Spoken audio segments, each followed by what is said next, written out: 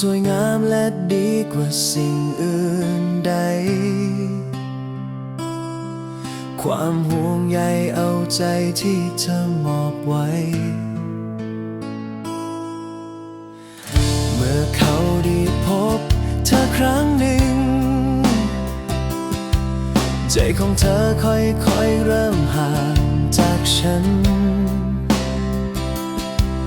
ทุกอย่างที่เคยเป็นของเราเมื่อก่อนค่อยๆจางหายไปพร้อมกับสายลมไม่เป็นไรไปเธอหากเธอรักเขาเสียน้ำตาเธอไม่เสียดายเพราะเธอให้เขาหมดทั้งใจคนที่เธอรักเธอห่วงมากมายความรักของเราไม่มีความหมายอีกต่อไปขอให้โชคดีคนที่ฉันรัก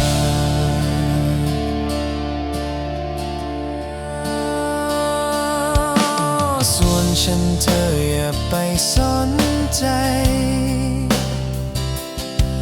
ขอเพียงเธอและเขารักกันมากมายอย่าหันมามองให้ทุกอย่างเป็นเพียงแค่เรื่องรา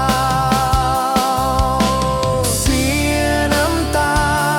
เธอไม่เสียดายเพราะเธอให้เขาหมดทั้งใจคนที่เธอรัก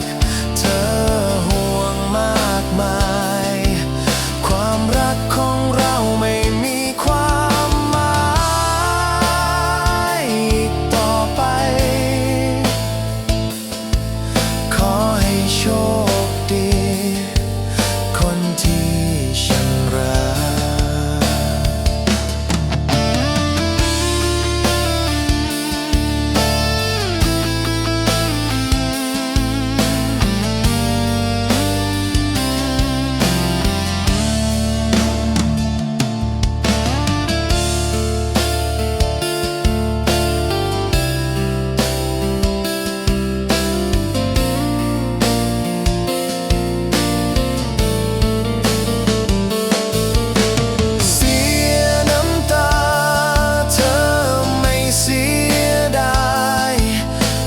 เธอให้เขาหมดทั้งใจคนที่เธอรักเธอห่วงมากมายความรักของเราไม่มีความหมายอีกต่อไปขอให้โชคดีคนที่ฉันรักโชคดีคนที่ฉันรัก